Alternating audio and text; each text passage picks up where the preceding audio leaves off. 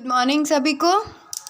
मैं राज कंवर, आपका 12th class का जो बिज़नेस स्टडी का चैप्टर हमारा चल रहा है मैनेजमेंट, उसको हमने लास्ट जो छोड़ा था वो मतलब मैनेजमेंट की जो नेचर या मैनेजमेंट का जो प्रकृति है वहाँ पर हमने इसको स्टार्ट कर दिया था। और उसमें हमने पढ़ लिया था मैनेजमेंट एज ए साइंस या मैनेजमेंट है जो एक विज्ञान है, मैनेजमेंट एक आर्ट या कला है, इन दोनों को पढ़ा था। फिर मैंने बताया था कि आपका अक्सर क्वेश्चन जो आता है वो ऐसे आता है, पूछा जाता है मैनेजमेंट एक आर्ट व साइंस दोनों है, कैसे बताएं। मैनेजमेंट कला व विज्ञान दोनों है, इससे आप क्या समझते हैं बताएं या एक्सप्लेन करें। तो आपको क्या करना है, इस टॉपिक को लगाना है और इस टॉपिक के अंदर ही क्या मैनेजमेंट एक साइंस है, मैनेजमेंट एक आर्ट है, फिर इन दोनों को मिक्स करके इसमें बताना है कि मैनेजमेंट साइंस कैसे है और मैनेजमेंट जो है आर्ट कैसे है। ठीक है, इसको मैंने अच्छे से एक्सप्लेन कर दिया था क्योंकि मुझे नेचर वाले पार्ट में से यही एक क्वेश्चन बनने लायक लगा था कि मैनेजमेंट में आपका यही एक क्वेश्चन बनेगा। अदर देन जो मैनेजमेंट का जो नेचर का पार्ट है उसमें से और कोई क्वेश्चन बनने लायक नहीं है, लेकिन ये ज़रूर बनेगा आपका। और आप जब एग्ज़ाम में बैठेंगे ना तो ये क्वेश्चन आपको मेरे से लिख के ले लो, 100% श्योर हूँ कि आपको ज़रूर मिलेगा एग्जामिनेशन पेपर में। ठीक है, चलो तो आज हम पढ़ेंगे कि मैनेजमेंट एक पेशे के रूप में या मैनेजमेंट है वो एक प्रोफेशनल या आप बोल सकते हो एक सर्विस के रूप में होता है। आप भी जानते हैं मैनेजमेंट एक सर्विस ही तो होती है। मैनेजमेंट कोई बिजनेस तो नहीं है। मैनेजमेंट नाम का कोई चीज़ थोड़ी ना है, या मैनेजमेंट नाम की कोई सेल या परचेज थोड़ी ना होती है। मैनेजर एक पोस्ट होती है, एक सर्विस होती है। मैनेजर एक आदमी होता है जिसके अंदर क्वालिटी होती है, किसी भी फील्ड में मैनेजमेंट करने की क्वालिटी होती है। वो क्वालिटी ही उसका क्या है, प्रोफेशनल, जो वो उस क्वालिटी के लिए ही प्रोफेशनल है या उसका प्रोफेशन है या उसका पेशा है। तो मतलब मैनेजमेंट क्या है, एक पेशे के रूप में है। मैनेजमेंट आप ऐसे देखेंगे तो कहीं दिखाई थोड़ी ना देता है आपको। मैनेजमेंट एक बंदे की खुद की अंदर की क्वालिटी होती है जिसको वो यूज़ करके अपने बिजनेस को कंट्रोल करता है अदर किसी भी एक्टिविटी को करने में, और सिर्फ बिजनेस का जो ऑब्जेक्टिव है या उद्देश्य है उसी फील्ड में उनको मोटिव करता है। चलो तो मैनेजमेंट एक पेशे के रूप में है। अब पेशा है तो पहले मैंने जैसे मैनेजमेंट एक साइंस था तो साइंस की हमने विशेषताएं पढ़ी, फिर मैनेजमेंट एक कला या आर्ट है तो फिर हमने उसकी विशेषताएं पढ़ी। तो अब पेशा है तो पेशे की क्या विशेषता है, या फिर प्रोफेशनल है या प्रोफेशन है तो उसकी क्या विशेषता है। मैं बताऊं कि जो आपका पेशा है उसकी जो विशेषता है वो मैं आपको बता दूं। मैं कहती हूँ कि जो मैनेजमेंट है, जो उसका जो पेशा बोला है, तो मैं पेशे की विशेषता कहते हैं कि जो पेशा है वो एक ग्रुप है, मतलब एक group of well defined knowledge. मतलब जो ये पेशा है, पेशे के अंदर क्या होता है कि एक नॉलेज का वेल डिफाइंड ग्रुप होता है। आपके दिमाग के अंदर जो भी नॉलेज, मैनेजमेंट का नॉलेज होता है या फिर किसी भी रिलेटेड, डॉक्टर है तो वो भी एक पेशे का काम करता है, सर्विस करता है। तो डॉक्टर के अंदर क्या, डॉक्टर के फील्ड का जितना भी नॉलेज होता है वो उसके अंदर, उस डॉक्टर के दिमाग के अंदर क्या होता है, वेल डिफाइन होता है कि उसको किस बीमारी का इलाज कैसे करना है, क्या उसकी मेडिसिन्स होगी और उसका रीज़न क्या है, क्यों वो बीमारी हुई है उसको। तो वो सारी चीज़ें उसके दिमाग में वेल डिफाइन होती है। वैसे ही मैनेजर के दिमाग में उसकी कंपनी को कहाँ लॉस हो रहा है, कैसे हो रहा है, किस कारण से लॉस हुआ है, या क्या प्रॉफिट है, क्या प्रॉफिट को कैसे बढ़ाऊं मैं और किसको किस तरीके से कंट्रोल में रखूं, ये सब उसके दिमाग में वेल डिफाइंड नॉलेज होता है जिसका एक ग्रुप या बंडल होता है उसके दिमाग में ऑलरेडी, है ना। तो इसीलिए हम कह सकते हैं कि पेशा है, मैनेजमेंट है वो एक पेशा है, क्योंकि मैनेजर के दिमाग में भी क्या होता है, नॉलेज का एक वेल डिफाइन जो है ग्रुप होता है। तो भली भांति परिभाषित ज्ञान का समूह होता है। मैनेजमेंट में क्या होता, ये पेशे में क्या होता है कि भली भांति परिभाषित ज्ञान के समूह का होना, मतलब आपके दिमाग में वेल डिफाइन ग्रुप जो नॉलेज का ग्रुप होता है उसका होना ही पेशे की विशेषता है। तो सबसे पहले नॉलेज होता है तभी कुछ सर्विस दे पाते हैं, अदरवाइज सर्विस देना मुश्किल होता है। चलो, पेशे की पहली विशेषता मिली। दूसरा होता है अवरोधित प्रवेश। अवरोधित प्रवेश कहो हिंदी में, या इंग्लिश में कहो ब्लॉक एक्सेस। मतलब आपको मैनेजर बनना है तो मैनेजर बनने के लिए बहुत सारे एग्जामिनेशन होते हैं, कंपटीशन एग्ज़ाम होता है, उनको क्रॉस करने के बाद ही एक आप सर्विस पे लग सकते हैं। मतलब डॉक्टर बनना है या सीए बनना है या सीएस बनना है या कोई भी सर्विस में टीचर बनना है, तो भी जो गवर्नमेंट ने कॉम्पिटिटिव एग्ज़ाम आपके लिए क्लासीफाई कर रखे हैं कि आप इन एग्ज़ाम को मतलब क्लासीफाई जो एग्ज़ाम कर रखे हैं उनमें अगर क्वालिफाइड होते हैं तो ही आप आगे जाके अपनी सर्विस को पा सकते हैं। तो वैसे ही मैनेजर बनने के लिए भी आपके क्या एक स्टेज होते हैं एग्ज़ाम के, कि आपने पहला एग्ज़ाम क्लियर किया तो आप सेकंड एग्ज़ाम दे पाएंगे, सेकंड एग्ज़ाम क्लियर किया तो थर्ड एग्ज़ाम दे पाएंगे। इस तरीके से जो मैनेजमेंट के एग्ज़ाम है उनको बाकायदा जिस तरीके से अदर दूसरी जितनी भी सर्विस में एग्ज़ाम होते हैं उसको मतलब क्वालिफाई करने के बाद ही आप उनको पास आउट करने के बाद ही आप जॉब मिलती है आपको, वैसे ही मैनेजमेंट में भी क्या होता है, आपके जितने भी एग्ज़ाम होते हैं मैनेजमेंट रिलेटेड उसको आपको क्रॉस करना होता है और उसी के बाद आप भी मैनेजर बन सकते हैं। तो मैनेजमेंट जैसे पेशे में सारे एग्ज़ाम क्लियर करने पड़ते हैं, वैसे मैनेजमेंट में भी आपको क्या करने पड़ते हैं, सारे एग्ज़ाम क्लियर करने पड़ते हैं। इसीलिए मैनेजमेंट भी क्या है, एक पेशा है। दूसरा मैं बता दूं कि पेशागत परिषद, आपका पेशागत परिषद होता है, मतलब एक प्रोफेशनल जो होता है उसका एक काउंसिल होता है। काउंसिल मतलब एक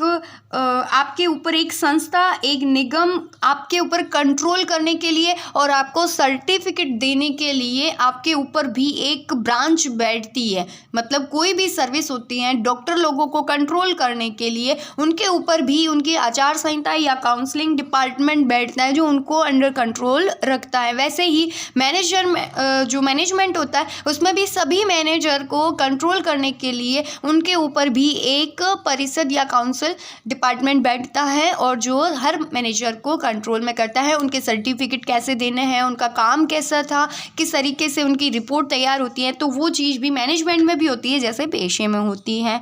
तो इसीलिए मैनेजमेंट को भी पेशे के रूप में एक्सेप्ट किया जाता है। फिर है नैतिक आचार संहिता। मैं बोलूँ कि आपका कोड ऑफ एथिक्स होता है। मैनेजमेंट में भी क्या होता है, आचार संहिता आपकी लगती हैं कि सभी पेशे आचार संहिता से बंधे होते हैं। जितने भी आपके जो सर्विसेज होती है, चाहे कोई भी टीचर हो या फिर कोई डॉक्टर हो या फिर कोई भी सर्विस डिपार्टमेंट हो, कोई भी सर्विस डिपार्टमेंट हो, वे सब किसी न किसी आचार संहिता या एथिक्स के बीच में उसके नीचे कंट्रोल में चलती हैं। तो आचार संहिता से बंधे होते हैं जो उनके सदस्यों के व्यवहार को दिशा देते हैं। जैसा फिर वो मतलब मैं आपको एक एग्जांपल दे दूं वैसे समझने के लिए, कि जब डॉक्टर अपने पेशे में प्रवेश करते हैं तो वो अपने कार्य नैतिकता की शपथ लेते हैं।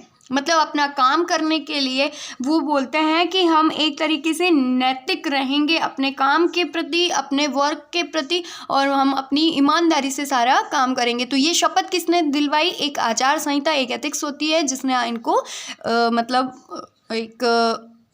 मतलब बोलते हैं ना कि कंट्रोल कर रखा है, उनको उनकी सीमाएं बता रखी हैं कि आपको क्या काम करना है, आपको किस काम के लिए सेलेक्ट किया गया है। जैसे आर्मी में होते हैं या नेवी में होते हैं तो उनमें भी एक शपथ होती है। जैसे आप मतलब अपने पॉलिटिक्स में देख लो, वहाँ पे भी वो सर्विस ही दे रहे हैं तो उनमें भी क्या होते हैं, उनको शपथ ग्रहण करवाई जाती है, उनको कसम दिलवाई जाती है कि आप जिस काम के लिए लगे हैं बस वही करेंगे, आप अदर दिन अपने मतलब के लिए कोई काम शुरू ना कर दें। यहाँ आपको सेवा देनी है, लोगों की सेवा करनी है। इसीलिए मैनेजमेंट में भी यही चीज़ होती है। मैनेजर को बोला जाता है कि यहाँ मैनेजर बन के आए हैं तो सभी के हितों को ध्यान में रखेंगे, ना कि सिर्फ एक मालिक के प्रति वफादार बनना है, ना खुद के मतलब के लिए काम करना है। आपको जो कंपनी है उसके प्रत्येक फील्ड, भले वो एम्प्लॉय है छोटे से छोटा या बड़े से बड़ा, उसके हितों की रक्षा करना भी एक मैनेजर का कर्तव्य बन जाता है। तो उनके ऊपर एक आचार संहिता लगती है। तो जैसे पेशे में आचार संहिता लगती है, वैसे आपके मैनेजमेंट में भी एक आचार संहिता लगती है, इसीलिए मैनेजमेंट को भी पेशे के रूप में एक्सेप्ट किया। अगला है सेवा का उद्देश्य। मैंने बोला था जो आपका पर्पस होता है वो क्या होता है, सर्विस देना। मैनेजर का भी पर्पस क्या होता है, सर्विस देना ही तो है।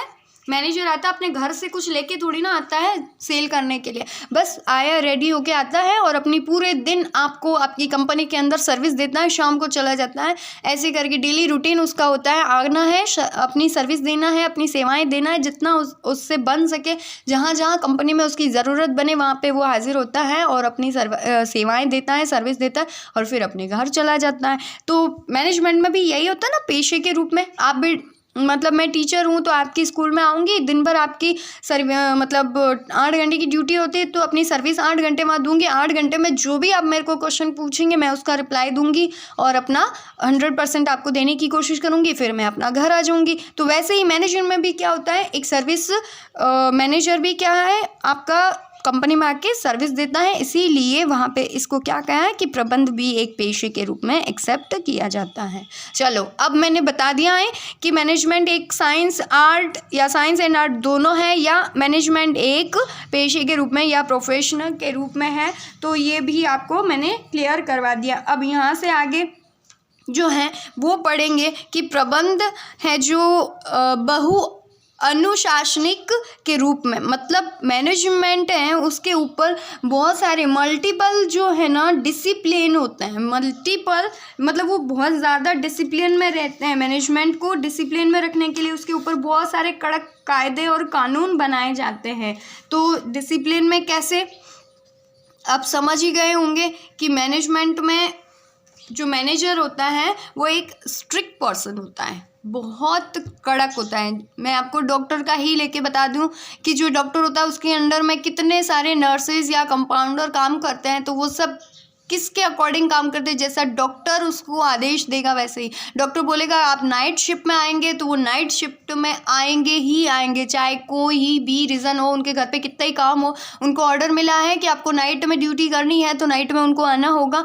और उनको लीव चाहिए, छुट्टियाँ चाहिए, तो भी वो डॉक्टर से पूछ के ले सकते हैं, बिना पूछे अपनी छुट्टी नहीं कर सकते। और डॉक्टर ऑथोराइज्ड करेगा, यस बोलेगा, तभी वो जा सकते हैं, वरना उनको कितने भी कामों नहीं जा सकते। तो वैसे ही मैनेजमेंट में भी होता है। एक मैनेजर के अंडर में जितने भी एम्प्लॉय लोग काम करते हैं वो कितने घंटे करेंगे, क्या काम करेंगे, कैसे करेंगे, और मतलब नाइट में करेंगे कि डे में करेंगे, वो सब वो खुद क्लासीफाई करके देता है, वो खुद ऑर्डर करता है कि आपको कैसे काम करना है। तो वैसे मैनेजर के जैसे ऑर्डर है, काम भी वैसे ही होना चाहिए। अब उनको भी अगर छुट्टियां चाहिए तो मैनेजर से पहले पूछना होगा, 3 दिन पहले नोटिफिकेशन देना होगा कि मेरे को 3 दिन बाद है जो 2 दिन की छुट्टी चाहिए, 1 दिन की जो भी लीव चाहिए, तो लीव मार्क करवाने से पहले आपको ऑथोराइज्ड करवाना होगा और उसके बाद आप अपनी लीव ले सकते हैं, छुट्टियाँ ले सकते हैं। तो अनुशासन, एक पूरा अनुशासन होता है मैनेजर का अपनी कंपनी के ऊपर। तो मैनेजर के अंडर कंट्रोल में चलती है ना, इसीलिए प्रबंध क्या है, बहुत सारे अनुशासनिक के रूप में। मैनेजर जो प्रबंध है उसमें बहुत सारे अनुशासन चलाए जाते हैं। आने का टाइम, जाने का टाइम, अगर 10 मिनट आप लेट होते हैं, 8 बजे का टाइम है और 8:10 पे पहुंचते हैं, तो वहाँ पे की 10 मिनट की सैलरी कट हो जाती है वहाँ पे। तो वहाँ पे पंक्चुअलिटी आपको सिखाई जाती है, वो भी एक अनुशासन है। आपका लंच ब्रेक आपका होता है 1 बजे, तो आपको 1 बजे ही लंच करना है, 1 बजे से ना पहले और ना 1 बजे, मतलब आधे घंटे का हुआ है तो 1:30 बजे आप खाना लेके नहीं बैठ सकते। आपको 30 मिनट जो मिलते हैं, 30 मिनट, उसी के अंदर आपको अपना लंच है जो फिनिश करता है। आप बोलेंगे कि सर मेरा तो 2 बजे टिफ़िन आएगा, वो आएगा, उससे उनको कोई मतलब नहीं होता। आपको बस आधा घंटा दिया है, इसमें आपको खाना मिला खा लो, नहीं मिला तो आपकी इच्छा, जो भी है। तो ऐसे करके वो सारे के सारे अंडर कंट्रोल में होते हैं, मतलब अनुशासनिक प्रवृत्ति होती है, मल्टीपल डिसिप्लिनरी आपके मैनेजमेंट में होती हैं। अब मैं बोलूँ कि मैनेजमेंट की ये एक नेचर है कि वो यूनिवर्सल है या सार्वभौमिक है, तो आप अच्छे से बता सकते हैं, आपको खुद को पता है। मैनेजमेंट देश और दुनिया की किसी भी कोने में जाओ, किसी भी फील्ड में जाओ, किसी भी काम में जाओ, मैनेजमेंट आपको देखने को मिलेगा ही मिलेगा। अपने घर से शुरू करो, घर में मैनेजमेंट पापा का है, मंदिर गए, मंदिर में पुजारी का मैनेजमेंट है, तो उससे आगे बढ़े किसी दुकान में उसके ओनर का मैनेजमेंट चल रहा है, किसी मॉल में में गए तो मॉल में जो मैनेजर है उसका मैनेजमेंट चल रहा है, उसके नीचे जो सब मैनेजर हैं उनके डिपार्टमेंट वाइज उनके मैनेजमेंट उनके कंट्रोल में चल रहे हैं और उनके कंट्रोल में उनके वर्कर काम कर रहे हैं। वैसे ही आप बहुत बड़े कहीं कंपनी में चले जाओ तो वहाँ पे भी आपको मैनेजमेंट मिलेगा। आप अपने देश की अन्य कोई फील्ड है उनमें जाके देखें कि जो पॉलिटिक्स है उसमें भी पीएम के अंडर में सारे सीएम कंट्रोल रहते हैं और सीएम के नीचे जो भी होते हैं वो उनके सीएम के कंट्रोल में रहते हैं, अपने सरपंच के कंट्रोल में वार्ड पंच रहते हैं। वैसे ही आपके मैनेजमेंट में भी क्या ये सार्वभौमिक आपको चीज़ मिलेगी। मैनेजमेंट आपको हर फील्ड में हर जगह, छोटी से छोटी यूनिट हो या बड़ी से बड़ी यूनिट हो, सभी जगह आपको मैनेजमेंट मिलेगा। आप उसको अगर महसूस कर सकते हो, आपको पता है कि मैनेजमेंट होता है क्या है, तब तो आप उसको समझ पाएंगे कि हाँ यहाँ मैनेजमेंट है। लेकिन अगर आपको आपको क्लासीफाई नहीं है कि मैनेजमेंट जैसी क्या चीज़ है तो आप वहाँ पे उसको इग्नोर कर देंगे, नहीं तो आप बाकायदा बोलेंगे यहाँ मैनेजमेंट है। और अब मैंने जब आपको बताया है तो आपको अच्छे से पता है कि हाँ हर एक जगह मेरी लाइफ में मैनेजमेंट मुझे देखने को मिला। आप खुद अपने ऊपर मैनेजमेंट चालू करते हैं, क्यों सुबह आपको जितने बजे उठना है, कितने घंटे पढ़ना है, क्या पढ़ना है, वो आप मैनेजमेंट कर रहे हैं आपकी स्टडी को। तो आप अपने से शुरू करें, मैनेजमेंट आपको हर जगह मिलेगा। सार्वभौमिक है, मैनेजमेंट यूनिवर्सल है। तो ये तो नेचर ख़त्म हुई, 5 नेचर थी। साइंस है, आर्ट है, साइंस एंड आर्ट दोनों है, पेशा है यानी जो सर्विस है वो प्रोफेशनल है, और अनुशासनिक है, डिसिप्लिनरी है मैनेजमेंट के अंदर, और सार्वभौमिक यानी यूनिवर्सल है। अब मैं बताऊंगी कि मैनेजमेंट के अंदर एक छोटा सा पार्ट है, मैनेजमेंट के जो लेवल है, जो स्टेज है, वो मैं आपको बताऊंगी कि जो मैनेजमेंट में है, मैनेजमेंट कैसे होता है अपनी कंपनी के अंदर, मैनेजमेंट का लेवल क्या होता है। मैनेजमेंट के जो स्टेज या लेवल होते हैं या प्रबंध के जो स्तर होते हैं उसको हम समझेंगे। तो मैं पहले आपको ऐसे ही बता दूं, फिर आपको डायग्राम बना के बताती हूँ और फिर उसको क्लासीफाई करती हूँ। सबसे पहले जो हाई लेवल या टॉप लेवल मैनेजमेंट होता है, सबसे पहले हाई लेवल या टॉप, मतलब इसके लेवल 3 है। मैं बता दूं इसके लेवल कितने हैं, 3। पहला होता है टॉप लेवल का मैनेजमेंट, फिर उसके नीचे रहता है सेकंड लेवल बोल रहे हैं या मिडिल लेवल बोलें या मध्य स्तरीय जो प्रबंध है, उसके नीचे जो काम करने वाले होते हैं उसको बोलते हैं कि परिचालन या जो आपका सुपरवाइजरी मैनेजमेंट या पहली पंक्ति या फिर पर्यवेक्षी प्रबंध। आपको मैनेजमेंट को उसके स्टेज समझने के लिए पहले आपको टॉप लेवल से शुरू करना होगा, यहाँ से मत कर देना, समझना है, क्योंकि मैनेजमेंट ऐसे चलता है। मैनेजमेंट कैसे चलता है, ऊपर से नीचे की ओर फ्लो में बहता है, मैनेजमेंट ऊपर से नीचे की ओर चलता है। तो मैं आपको बता दूं एक डायग्राम के अकॉर्डिंग, जैसे एक आपकी कंपनी है, उस कंपनी में आपका जो टॉप लेवल का मैनेजर होता है, मतलब सब कुछ उसी के कंट्रोल में रहेगा, सारी एक्टिविटी उसी के कंट्रोल में रहेगी। मैनेजमेंट जो कंपनी के अंदर सारी एक्टिविटी हो रही है, जो भी हो रहा है वो एक बंदे के कंट्रोल में होती है, तो वो होता है टॉप लेवल का मैनेजर। टॉप लेवल का मैनेजर, ठीक है, ये तो हो गया टॉप लेवल का मैनेजर, ये टॉप लेवल का मैनेजमेंट है। इसके अंदर क्या होता है, अब मैं बोलूं कि ये एक अकेला बंदा क्या पूरी कंपनी को कंट्रोल कर सकता है क्या, हर फील्ड में, हर डिपार्टमेंट में ये हर वक्त पॉसिबल है कि वो रह सकता है, सारी एक्टिविटी को कंट्रोल कर सकता है। मैं बोलूँ एक कंपनी है और उसके अंदर 10 डिपार्टमेंट है, एक कंपनी है और उसके अंदर 10 डिपार्टमेंट है। अब बोलो क्या वो एक मैनेजर पूरी उस बड़ी कंपनी के 10 डिपार्टमेंट में हाजिर हो सकता है, अपनी सर्विस दे सकता है? आप बोलेंगे नहीं, पॉसिबल ही नहीं है। वो एक डिपार्टमेंट में जाएगी तो पीछे 9 डिपार्टमेंट उसकी ज़रूरत के लिए खड़े रहेंगे, और फिर एक दूसरे 9वें डिपार्टमेंट में जाएगा तो पीछे के और डिपार्टमेंट है वो है जो आपके खाली पड़े रहेंगे, ब्लैंक पड़ेंगे। जब तक मैनेजर आके ऑर्डर नहीं करेगा तब तक वो रुके पड़े रहेंगे, बोलेंगे भाई मैनेजर साहब आएंगे, ऑर्डर करेंगे, उसी के बाद काम शुरू करेंगे।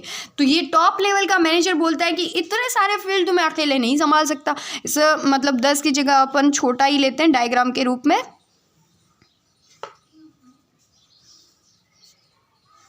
जैसे उस कंपनी में 4 डिपार्टमेंट है, क्या है 4 डिपार्टमेंट, इतना ही ले अपन, वो 4 में भी नहीं पहुंच पाएगा, क्या 4 में भी नहीं पहुंच पाएगा।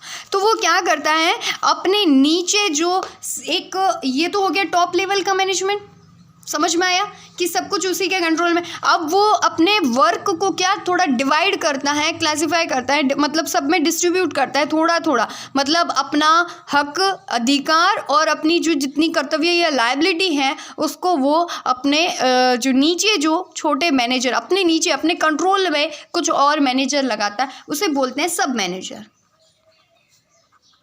क्या बोलते हैं? सब मैनेजर। जैसे मैं आपको बता दूं ये सब मैनेजर कौन होते हैं, मैं बता दूं एक बार आपको। जैसे आपका सेलिंग डिपार्टमेंट है, क्या है? सेल्स डिपार्टमेंट है उसमें। फिर मैं आपका बता दूं परचेज डिपार्टमेंट है उसमें। फिर जो आपकी कंपनी का मैन्युफैक्चरिंग होता है उसमें। फिर आपका जो बता दूं मैन्युफैक्चरिंग के अलावा आपकी कंपनी में और क्या होता है, जैसे रॉ मटेरियल परचेज बोलो या सेल्स एंड डिस्ट्रीब्यूशन इसमें आ जाएगा। परचेज आप रॉ मटेरियल परचेज करते हैं वो इसमें आ जाएगा। और फिर आपका जो मैन्युफैक्चरिंग है मतलब CWIP, capital work in progress या वर्क इन प्रोग्रेस, ठीक है। और उसके बाद जो रहता है जो सर्विस या अकाउंटिंग रिलेटेड, क्या है? अकाउंटिंग, भाई लेखांकन भी तो करना होगा, अकाउंटिंग का काम करते हैं वो सारा इसके अंडर में चलेंगे। जो भी लेखांकन के या अकाउंटिंग के काम होंगे वो सारे जो कंपनी के बंदे होंगे वो इनको आके बताएंगे, जितने भी बिल हैं वगैरह है जो भी है। फिर अगर प्रोसेस में चल रहा है और वहाँ कोई गड़बड़ होती है तो इस मैनेजर साहब को, ये टॉप लेवल का मैनेजर किससे जाके पूछेगा जब भी इसको जो मैन्युफैक्चरिंग डिपार्टमेंट की इंफॉर्मेशन चाहिए है तो ये सब मैनेजर ऑफ मैन्युफैक्चरिंग डिपार्टमेंट उससे जाके पूछेगा कि आपके जो मैन्युफैक्चरिंग के अंदर ये डिफ़ॉल्ट कैसे आया। आपके कंट्रोल में काम होता है ना, तो ये डिफ़ॉल्ट कैसे आया और ये काम कैसे चल रहा है। अब अगर उनको पूछना है कि रॉ मटेरियल जो कच्चा माल खरीदते हैं या परचेज़ करते हैं, अगर उससे रिलेटेड कोई इन्फॉर्मेशन चाहिए तो टॉप लेवल का मैनेजर किससे कांटेक्ट करेगा? वो सब manager of raw material purchase या परचेज़ ऑफ रॉ मटेरियल, उस वाले बंदे से जाके पूछेगा कि रॉ मटेरियल के बारे में सारी इन्फॉर्मेशन दीजिए। उसके बाद अगर उनको सेल्स के बारे में चाहिए, सेल्स या डिस्ट्रीब्यूशन की, भाई सेलिंग इतनी कम क्यों हो रही है, क्या बात है, किस कारण से सेल रुकी पड़ी है, तो वो उससे जाके कांटेक्ट करेगा, ठीक है। तो इसने अपने काम को डिवाइड, मतलब सेलिंग करना, परचेज करना और मैन्युफैक्चरिंग पे ध्यान देना, अकाउंटिंग करना, सारा काम किसका है? टॉप लेवल के मैनेजर का ही है। बट वो अकेला इन सारे काम को नहीं कर सकता, इसीलिए उसने क्या कर दिया, अपने काम का डिवाइडेशन कर दिया किसके बीच? सब मैनेजर के बीच। और सब मैनेजर जो कौन है? सेल्स डिपार्टमेंट, एक एक बंदे को एक एक डिपार्टमेंट सौंप दिया। अब इनके भी तो बहुत सारे काम होते हैं भैया, जैसे मैं बता दूं आपको, या अकाउंटिंग वाला लो या मैन्युफैक्चरिंग वाला, अब इनके भी अलग अलग काम होते हैं, सबके अलग अलग काम होते हैं, लेकिन हम किसी एक का समझेंगे तो आपको ये थर्ड स्टेज है वो समझ में आ जाएगा। ये फर्स्ट, ये सेकंड स्टेज आपको समझ में आ गया होगा कि किस तरीके से सेकंड यानी मिडिल कैसे होता है। फिर हम इसके आगे समझेंगे इसको, तो इसी मतलब इन सब को समझने से बेहतर है कि मैं किसी एक को समझा दूं, बाकी आपको अपने आप समझ में आ जाएगा, ठीक है। तो मैं आपको मैन्युफैक्चरिंग डिपार्टमेंट समझाती हूँ। मैन्युफैक्चरिंग मतलब जहाँ पे माल बनाया जाता है, मशीनों में चलता है, माल बनाया जाता है, तो उसके अंदर कौन होते हैं? एम्प्लॉय लोग। माल कौन बनाएगा? एम्प्लॉय लोग। एम्प्लॉय लोग मतलब वर्कर लोग बनाएंगे। अब वर्कर लोगों पे ध्यान नहीं दिया तो वो क्या करेंगे? निठल्ले बैठ के काम करेंगे, बस बैठे रहना है, मैनेजर साहब नहीं है, चलो उठो यहाँ से। अब ये मैनेजर, इसके 1000 काम होते हैं, मतलब जो मैन्युफैक्चरिंग के अंदर जो काम बन रहा है, जो माल बना है, उसको सेल्स डिपार्टमेंट वाले को सौंपना, पैकिंग वैकिंग करवा के वहाँ तक पहुँचाना, इसका काम है। और फिर अगर कच्चा माल कम पड़ गया है, मतलब माल कम है, तो वो उसको कांटेक्ट करेगा रॉ मटेरियल वाले बंदे से, उस मैनेजर को बोलेगा कि मेरे को सप्लाई भेजो ताकि मैं मैन्युफैक्चरिंग में माल बनाऊँ और फिर मैं सेल्स डिपार्टमेंट को भेजूँ। और सेल्स डिपार्टमेंट से बार बार इन्फॉर्मेशन लेता रहेगा कैसी डिमांड है मार्केट में और वैसी बताओ तो मैं उस तरीके से अपना माल तैयार करूँ। और रॉ मटेरियल वाले को बोलेगा कि मुझे अच्छी क्वालिटी का रॉ मटेरियल आप प्रोवाइड करवाएं, इनसे बोलेगा। और फिर जो इसके अंदर में जो आपके बंदे काम करते हैं उनको कितनी सैलरी देनी है, क्या करना है, मतलब कौन आया है कौन गया है, उनकी छुट्टियां कितनी हैं क्या है,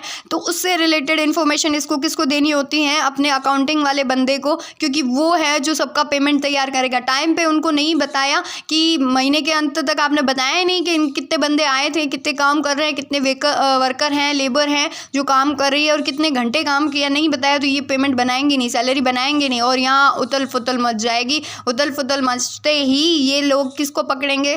जो मैन्युफैक्चरिंग डिपार्टमेंट का मैनेजर है उसको पकड़ेंगे, और ये किसको पकड़ेंगे? सिर्फ सीधा टॉप लेवल के मैनेजर। शिकायत यहाँ तक पहुँच जाएगी। तो इसने क्या किया कि भाई मैं भी इतना सारा काम अकेले तो नहीं संभाल सकता कि सेल वाले को भी हैंडल करूँ, रॉ वाले को भी हैंडल करूँ, अकाउंटिंग वाले को भी हैंडल करूँ, उसके नीचे फिर हमारे जो वर्किंग एरिया होता है उसको भी कंट्रोल करूँ, एम्प्लॉय लोगों को कंट्रोल करूँ, मशीनरी ख़राब होती है तो उसको कंट्रोल करूँ, टाइम पे रिपेयर हो जाए और बंदे सही टाइम पे सही जगह काम करें और अच्छा काम करें। सारी चीज़ें तो मैं भी नहीं कर सकता। उसने भी अपने काम को मतलब क्लासीफाई कर दिया, और जाके इसने भी अपने डिवाइड कर दिया किसमें? लाइनमैन यानी सुपरविज़न, जो आपको मैंने बताया था, परिचालन या पहली पंक्ति या पर्यवेक्षी प्रबंध या सुपरवाइजरी मैनेजमेंट रहता है या फर्स्ट लाइन मैनेजमेंट रहता है उसको। तो लाइनमैन या फर्स्ट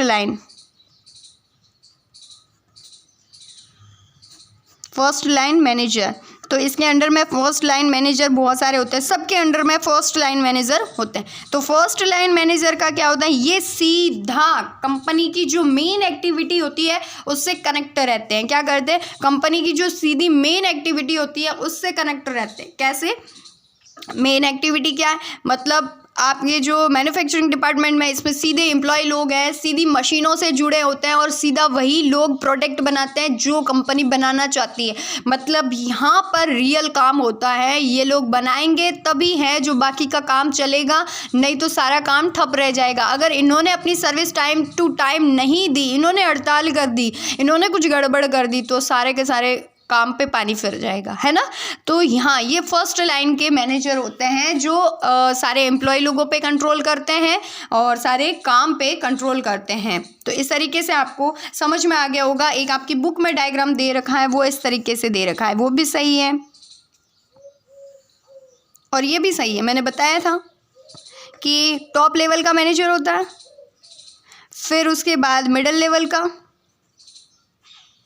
और उसके बाद आपका लाइनमैन या फर्स्ट लाइन मैनेजमेंट होता है। तो देखो पहले एक मैनेजर होता था, उसके अंडर में मैंने बताया 4 मैनेजर होते हैं, फिर उसके अंडर में 4 दूना 8, 2 अगर एक के बंदे के अंडर में अगर 2 डिपार्टमेंट दे दिया जाए तो भी 8 होंगे। तो देखो जैसे जैसे जैसे जैसे मैनेजमेंट फैलता गया, क्या किया? फैलता गया। पहले शुरुआत में सिंगल था, सिंगल से फिर 4 जने हुए, 4 जनों से फिर 8 जने हुए, फिर 8 के नीचे जो भी आपका XYZ। लेकिन हमने जो मैनेजमेंट को है वो इस तरीके से 3 भागों में बांट रखा है, 3 लेवल या 3 स्टेज में बांट रखा है। आई होप आपको समझ में आ गया होगा कि मैनेजमेंट के 3 स्टेज कैसे होते हैं। 3 स्टेज कैसे होते हैं कि जो आपका टॉप लेवल का मैनेजमेंट होता है उसमें क्या होता है, फिर मध्य स्तरीय मैनेजमेंट होता है उसमें क्या होता है, मिडिल लेवल का, और फिर उसके बाद फर्स्ट लाइन बोलो या सुपरवाइजरी बोलो, जो सुपरवाइजन करते हैं हर पल।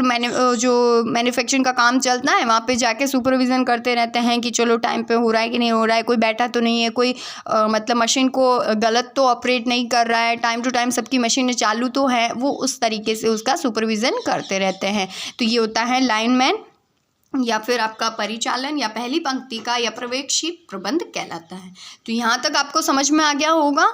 तो इसके बाद जो हम पढ़ेंगे वो है मैनेजमेंट के वर्क या कार्य समझेंगे। यहाँ तक आप अपने नोट्स बना लें, और मैं बोल दूँ दिवाली वेकेशन है तो आप प्रिपेयर हो जाएं, क्योंकि दिवाली के बाद सबको बोला जा रहा है स्कूल की तरफ से कि आप लोगों को अपने जितना भी आपने लेक्चर लिए हैं उन सब के नोट्स तैयार कर लेना, जितने भी अपने बुक्स में हैं प्रिपेयर करके तैयार रखना, क्योंकि चेकिंग होने वाली है तो आप सबके नोट्स चेक किए जाएंगे। तो रेडी हो जाए अपने काम के लिए। सारे सब्जेक्ट के नोट्स आप तैयार कर लें, क्योंकि सारे सब्जेक्ट के नोट्स आपके चेक होंगे, जितना भी टीचर ने वीडियोस में लेक्चर दिए हैं उतना। Thank you so much. आज का आपका लेक्चर पूरा हुआ, नेचर एंड मैनेजमेंट के लेवल। इतना बहुत है, आप इसको कंप्लीट करें फिर आगे बढ़ते हैं। Thank you so much.